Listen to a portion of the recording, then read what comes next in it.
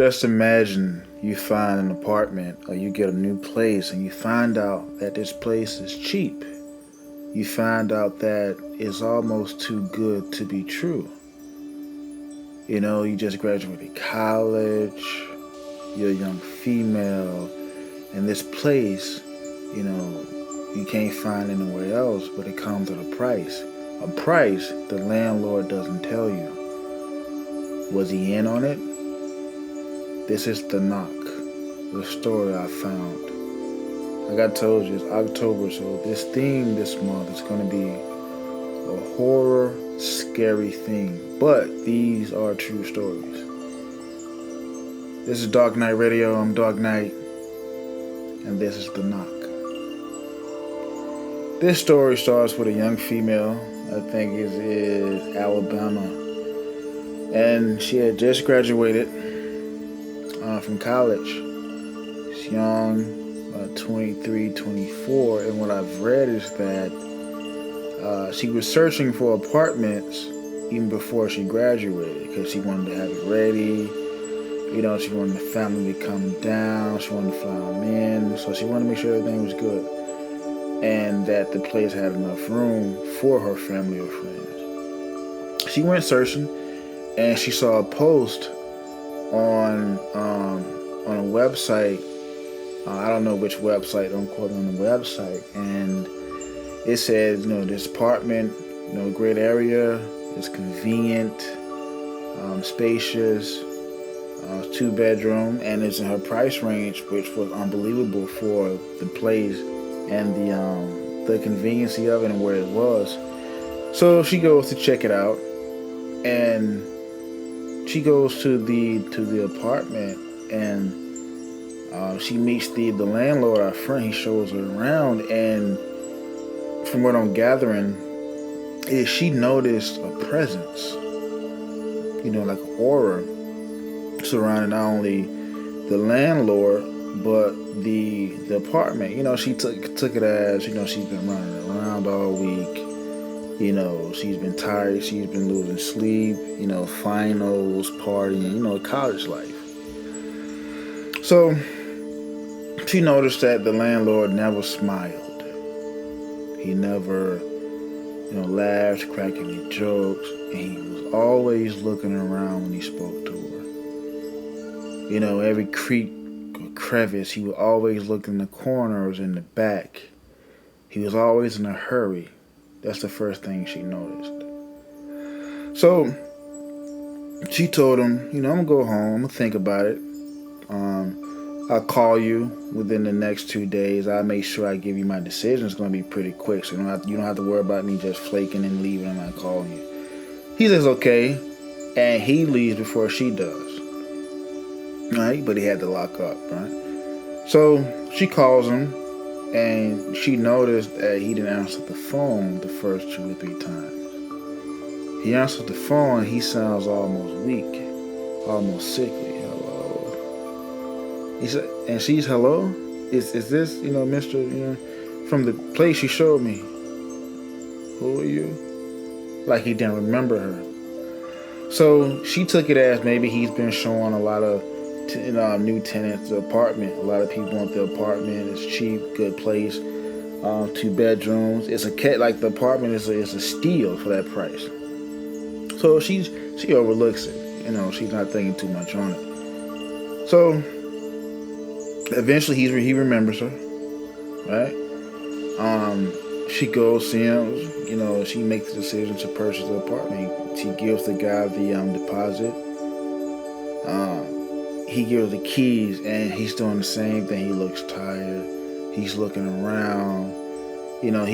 Every time she asks him a question, he says it in like a way of, she caught him off guard. Oh, yes, like, she just popped up out the blue. So she gets it, and she doesn't move in until about 2 or 3 days after she received the keys. She noticed move-in day. He was at the apartment, and he was just looking almost in a daze. And she had to call him like 4 or 5 times. Hey, before he, I guess, snaps out of it, right? So she moves in. The first week is fine. She's inviting friends over, family over. She's decorating. Everybody giving her compliments on the new place, and she's thinking, "What did I do to deserve this place? It's lovely. It's spacious.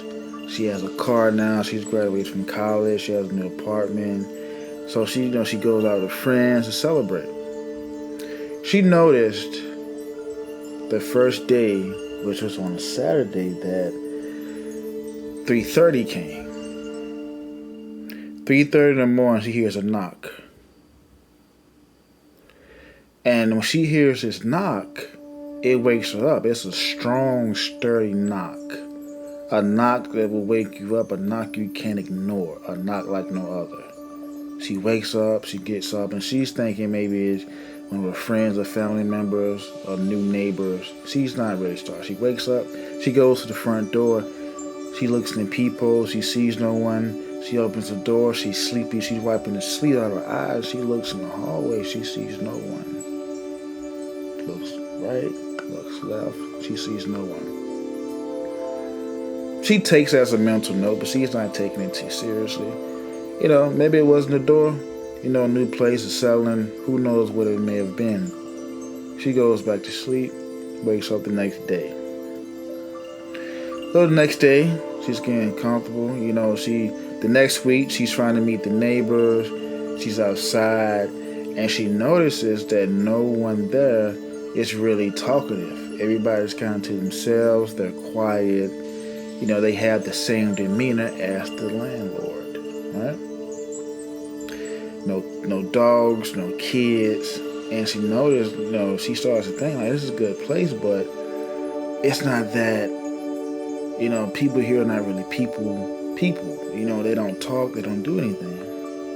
So that whole day was more of a still unpacking day for her. She goes to sleep again. She hears that same knock, 3:30. And she gets up, almost forgetting the previous day that she heard the knock.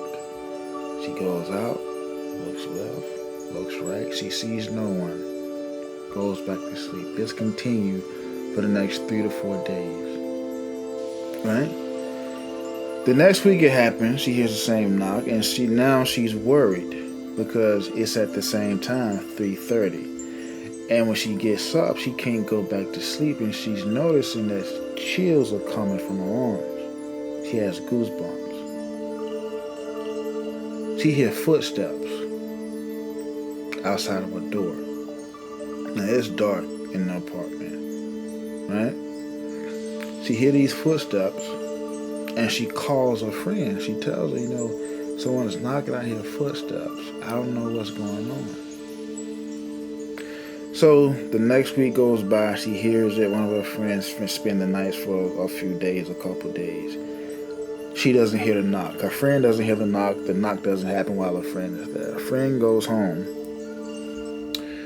And so the same very day her friend goes home, the girl dreads it. Because she just know in her heart she's going to hear this knock and hear those steps. She goes to sleep. Hears that same knock. Hear those footsteps. It sounds like somebody's trying to get into the door. Somebody's twisting the handle on the door. She doesn't even mind. She doesn't even bother going to the door. She just calls her friend. Her friend is asleep. Friend don't answer. She stays there under her covers the whole night while she hears that knocking and that noise like somebody's trying to get into the door. So what does she do? The next day she calls the landlord.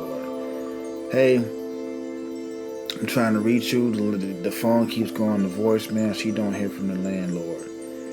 Then a couple hours later, she goes to, I guess, the